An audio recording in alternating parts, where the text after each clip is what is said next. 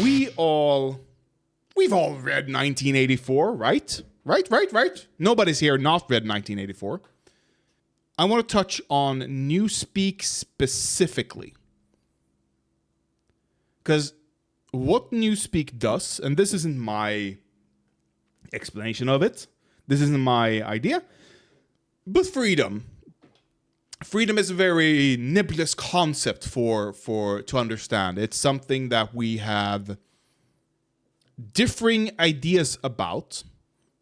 We have differing competing ideas even on what creates freedom. You should socialize. You really, really should.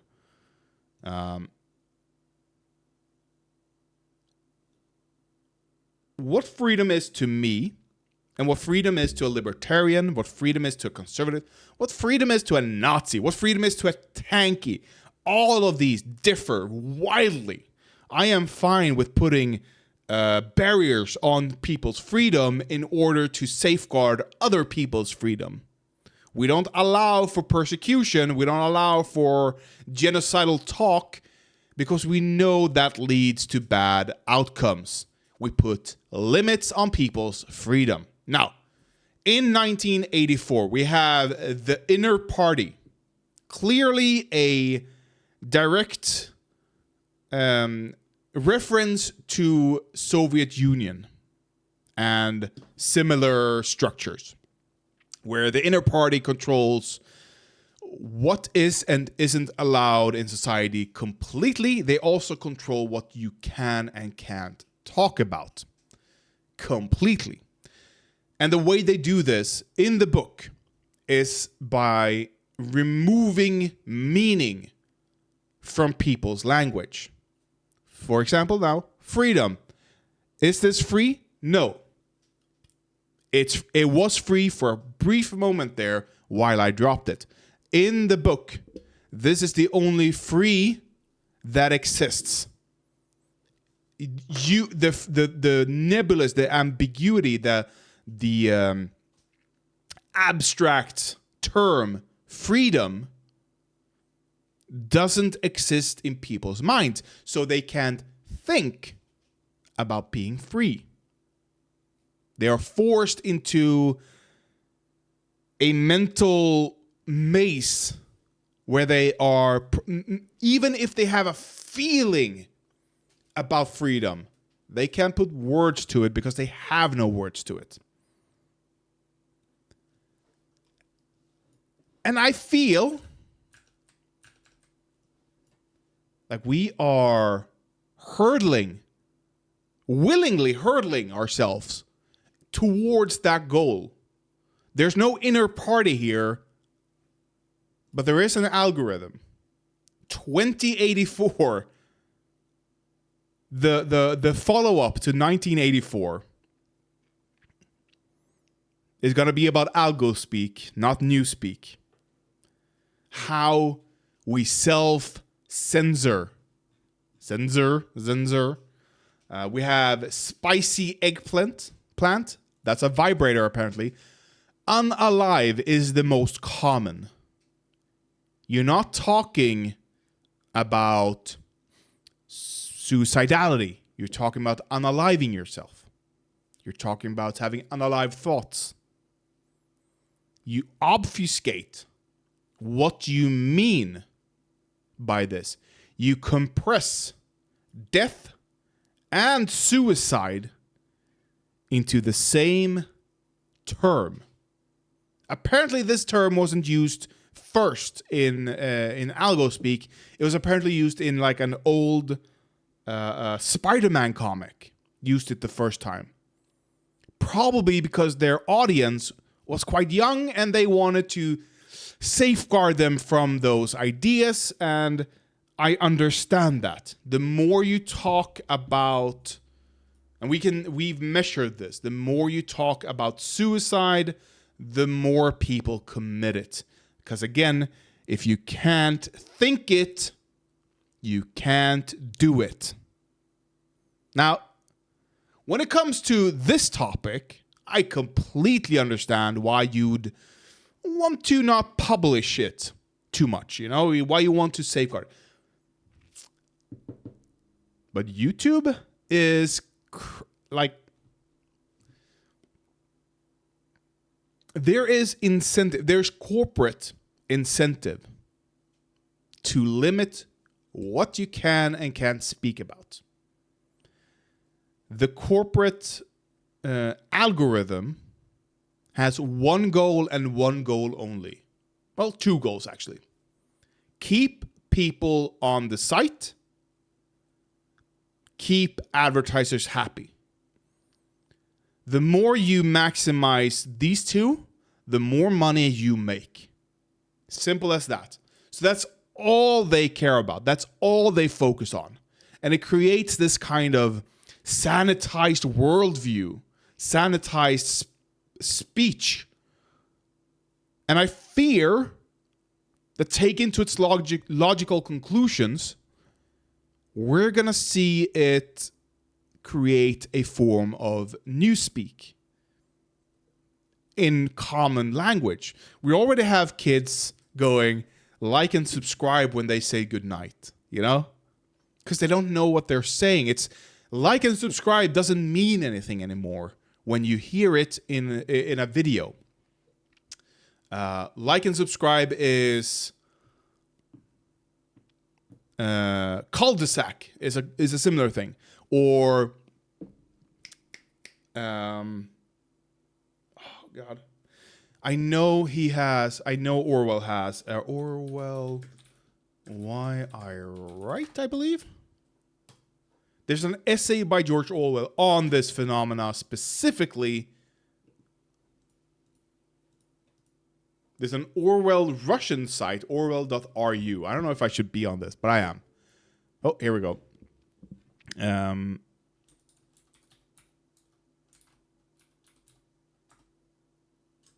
No, that's not it. Okay, on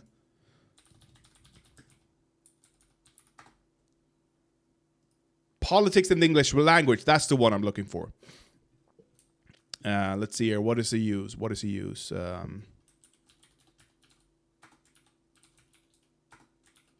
Isn't it? Okay, there's no... yeah, okay. Loose cannon. Loose cannon. That's a great example, by the way. When I say you're a loose cannon, what do I mean? Do I mean you are similar to a cannon, a loose cannon on a ship during a stormy sea? Or is that the image you're getting in your head? Or do you just understand the word itself? Like it's a phrase that means someone is acting crazy. You're a loose cannon. You can't be controlled. You're wrecking the entire. You're wrecking everything around you. You know, figuratively. But nobody sees the image in their head because it's been so overused. Someone is wild, yeah. But you're not getting the loose cannon reference. You're not seeing that image. This is the same thing we're seeing here with unaliving yourself. Talking about suicidality that way. And this kind of thing is sanitizing our language. It's obfuscating our meanings. It is just bad writing or language. It is dumbing us down, and I fear I can see a future where algo speak is the norm. And I don't like that. Not one bit. Not at all. I fear it. Legitimately. Fear it.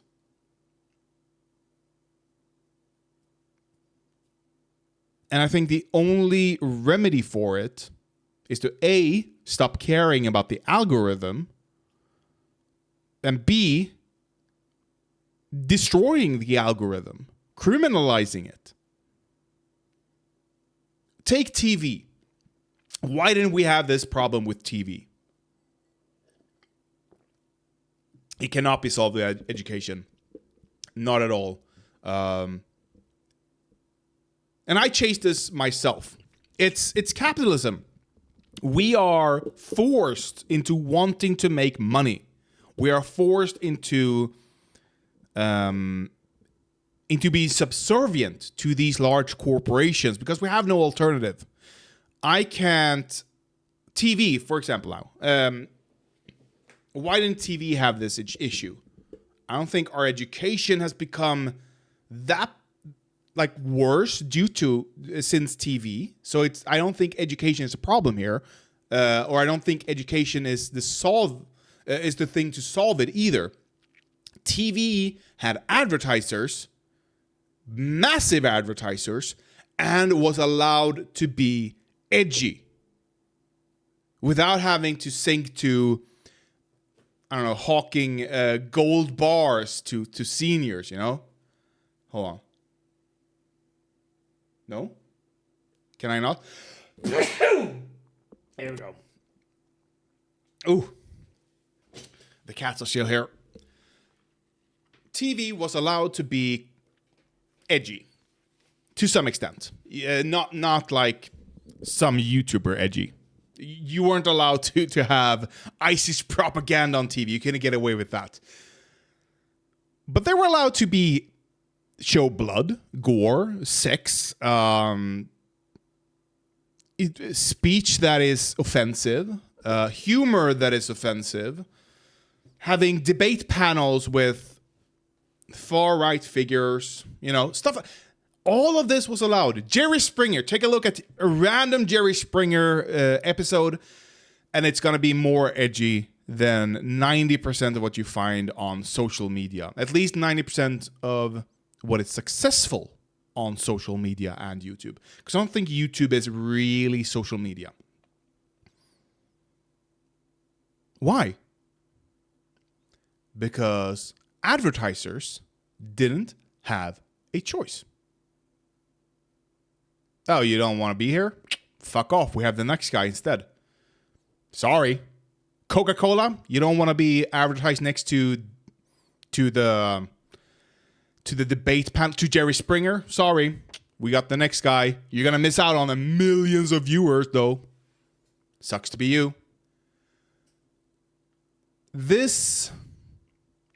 We need to get back to that. Advertisers shouldn't have editorial input. I think that is the easiest way to solve most of the problems. Honestly, advertisers shouldn't be seeking out the audience. I haven't grown the mustache, but I have shaven. That's the. We did a photo shoot. I can show you later. Remind me. Advertisers shouldn't have editorial input. Advertisers. Exactly, it's an optical illusion. Advertisers should be able. You should be able to say, "Here's what I pay. What I'm willing to pay for X amount of exposure." Period. That done. They shouldn't have an algorithm for advertisers. And I think that would solve most of it. Later on, we can look at... sure, of course. In a perfect world, advertising should be banned. In a perfect world. But we don't live in that world. So in this world, what can we do in the immediate? What is the first thing we can do tomorrow? Because we can't ban advertisers. That's not going to fly. Nobody will allow that. And I don't mean no rich people. I mean nobody. Because how are we...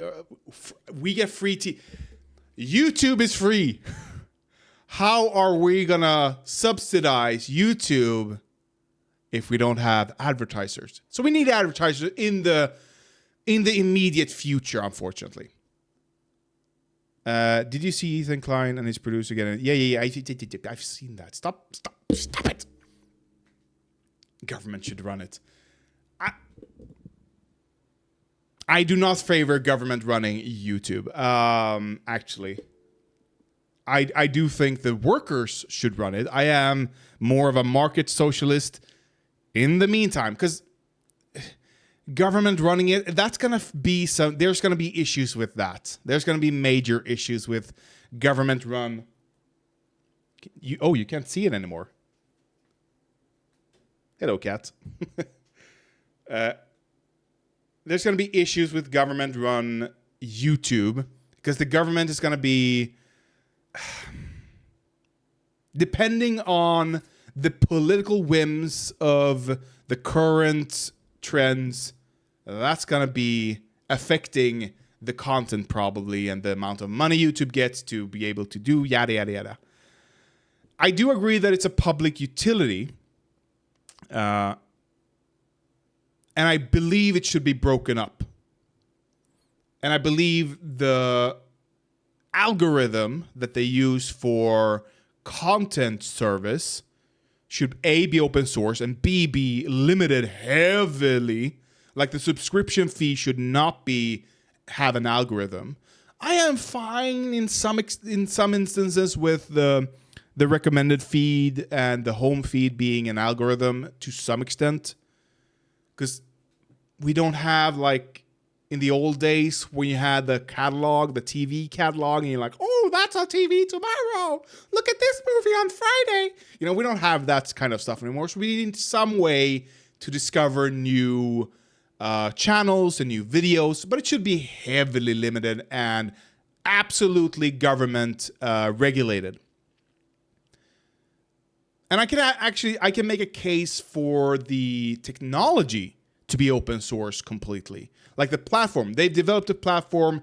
They have, let's say, 20 years of copyright, and then it has to be made open source, you know?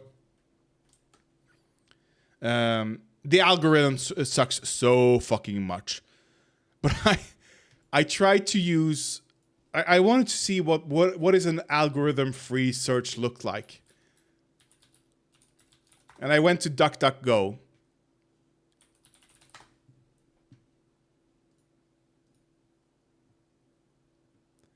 And I searched...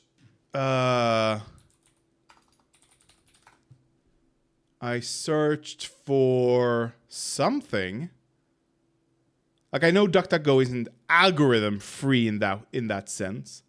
There's always going to be an algorithm. But I searched for something, and all I got was Russian propaganda. I'm like, oh, that's what you get when you don't search with an algorithm, when there's no safeguarding to the information being, or like weighing the information, like BBC versus some random Russian blogger. But yeah, Google you're never finding useful, not alternative information, but useful information that isn't from a major outlet on Google anymore, ever. Unfortunately. I don't think anyone uses Google really to search for that much information. I use it mostly for just search for the specific image. Like, I'm like, I need an image for the thumbnail on this one. I Google it, you know? Stuff like that. I use it to find image sources. I do. But maybe there's something better for that. I don't know. I'm just stuck in old patterns. Anyway, the point that I'm making is that algo speak is a real issue, and there needs to be something done. Like, I want the EU, who has been very good in a lot of instances. I want the EU to just go, stop. You're not allowed to do this. You have to be fairness and stuff like that in the algorithm or whatever. Like, there's things we can do to mitigate it, but I fear that if we keep walking down this road, we're gonna sanitize the entire web. The entire web.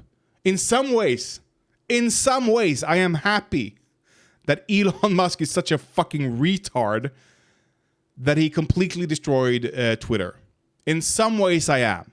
Because we get to see what more or less unfeathered and libertarian ideas, how they work online. They don't work. We need safeguards. We need rules. We need regulation on this. Elon Musk is such a wild card. He's such a loose cannon. And such a Nazi sympathizer who, by the way, 600 days of the war, not a peep on Russian aggression, not a peep on Russian genocidal behavior from Elon Musk. Not a peep. Lots of criticism of Ukraine, not a peep on Russia. I wonder why. I wonder why. But yeah, he has direct connections with the Russian State Department. It wouldn't surprise me if he's talked with Putin himself. At all. It wouldn't surprise me. It's going to be interesting.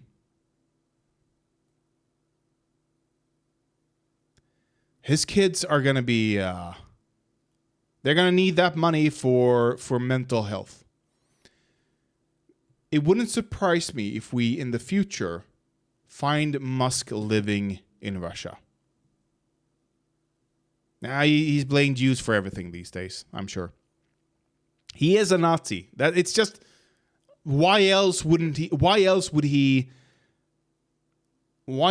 do the things he does? Unless he sympathizes with Nazis. And who can blame him?